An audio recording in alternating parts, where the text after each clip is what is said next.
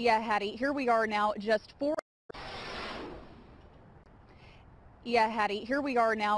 4 hours away until the doors open for Trump's event tonight. Still 7 hours away from the event itself, but you can see behind me already a ton of Trump supporters lined up outside waiting to get in.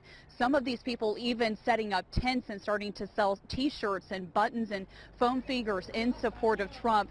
Now, people were actually already out here at 7 o'clock this morning setting up their chairs and pulling out their Trump campaign signs. They said they were trying to stake out the best spot and get in line early so they could get the best seat. That's because this event is open to the public. It was free. All people had to do was get a ticket.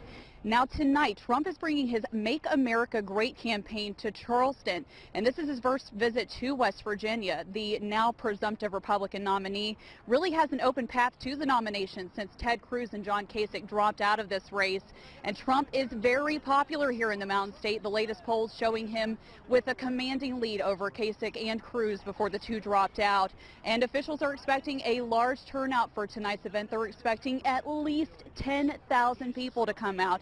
Now, we talked with some of the people who were out here bright and early this morning staking out those spots about why they came out to see Trump today, and here's what they had to say. But I also want to see Donald Trump's program. I think it's really interesting, and you get excited, and it's great. Donald Trump's the best thing that's ever happened to this country. Now, a lot of those people I talked with also said that they wanted to hear Trump talk about coal, his plan for the miners who are out of work here in West Virginia, which is actually something that he talked about in his speech after he won the Indiana primary earlier this week. Now, if you're planning on coming out to tonight's event, you're going to run into traffic. They're going to have to close down some of these streets while the motorcade comes through, and then, of course, after it leaves. But officials are asking you if you don't have to come to the event, if you're not coming, just avoid the area if at all possible. Now, keep in mind, as I said, the motorcade will be coming through. They're expecting early this afternoon, maybe around 6:30ish. So if you're coming through at that time, these roads will be closed down. And then, of course, again, after Trump leaves. Right in the midst of rush hour, Taylor. Thank you. And tonight's event is free. It's open to the public, but they are asking that you get a ticket online ahead of the event, which you can find on their campaign's website.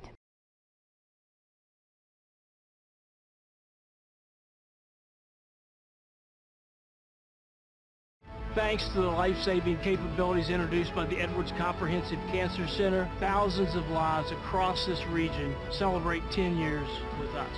The Edwards Comprehensive Cancer Center, where knowledge meets hope.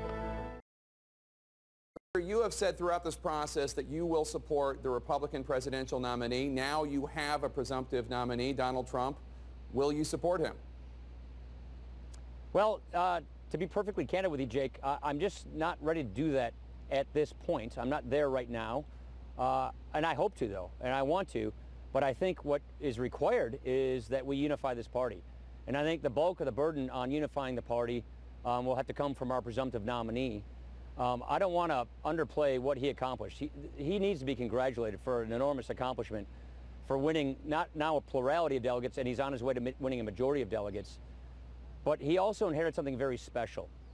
That's very special to a lot of us. This is the party of Lincoln, of Reagan, of Jack Kemp. And we don't always nominate a Lincoln and a Reagan every 4 years. But we hope that our nominee aspires to be Lincoln and Reagan-esque, that person advances the principles of our party and appeals to a wide, vast majority of Americans.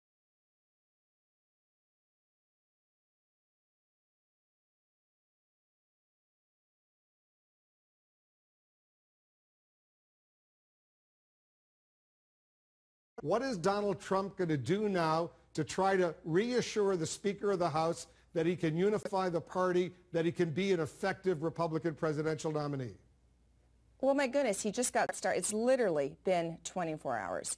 He's actively meeting with individuals all over the But is he going to spectrum. move away from some of those positions, whether banning Muslims from coming to the United States or deporting 11 million undocumented immigrants in the United States? Some of the more sensitive issues. As you think he's going to start moving away from those positions?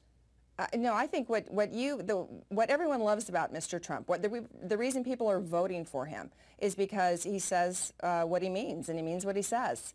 And I think that we will actually see a move within the Republican Party to learning how to work with some of these new positions and new ideas that Mr. Trump has brought forward. Look, Wolf, we have now for, 25 years, we've developed, these problems have continued to develop. We have another candidate on the Democratic side who promises nothing but more of the same. If the voters were interested in no changes, they'll just stick with the same old thing in Hillary Clinton. That's not what we're hearing from voters.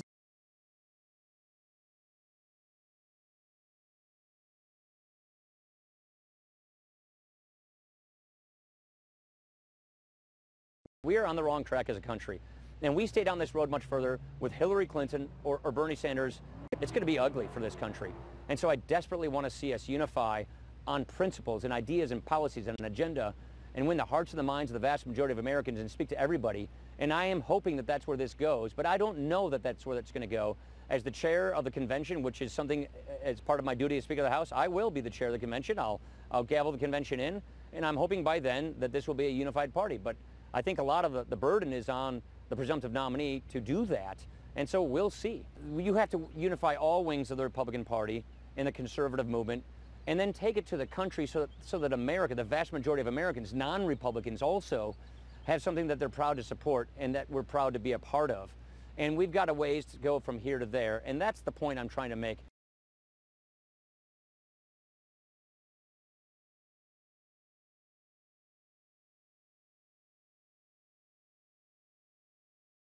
We heard over and over again in exit polls last night from the voters that they feel they understand the rules are the rules, except that if somebody gets close, if Donald Trump is, say, he hits the 1,100 threshold, they think that, in fact, he should be the nominee. I mean, we see it in Connecticut, we see it in Pennsylvania. In every state, they think that whoever gets closest, that's who the party should nominate. Look, we are a country based upon a very important principle, the rule of law. And that means we don't bend the rules based on the whims of the day. We play the rules by the rules. We follow the rules. And so that is how our party is organized. That is how a convention will be structured. And we will stick to the rules so that we don't bend them for anybody, because that's how, think of how chaotic society is if you have laws and rules that you don't live or follow by. I would argue that's one of the problems we have in America today. And so we're not going to bend the rules for anybody. We're going to follow the rules as the rules are written. You've been working on this policy platform so that people know what the GOP stands for.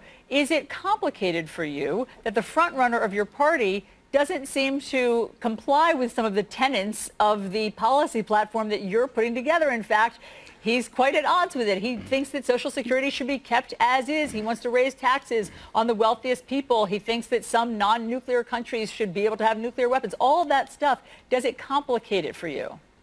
Well, we can get into details, but I think on the big things, whoever our nominee is going to be, I believe is going to be comfortable with the direction we're going, because we're talking about ideas and principles and policies that unify us. How do you do tax reform to grow the economy? How do you make government more accountable to the people, restoring our Article I powers? Let's have a foreign policy that keeps us safer. How do you move people from welfare to work? What does patient-centered health care look like that replaces Obamacare? These are things that everyone running for president, whether it's Donald Trump or John Kasich or Ted Cruz, are all talking about, different variations of the same theme.